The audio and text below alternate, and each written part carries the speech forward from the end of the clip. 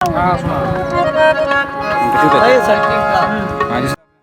परसों दे टिकट कराई मैंने पे छोड़ी तेरा बाबा बड़ा हूँ मैं।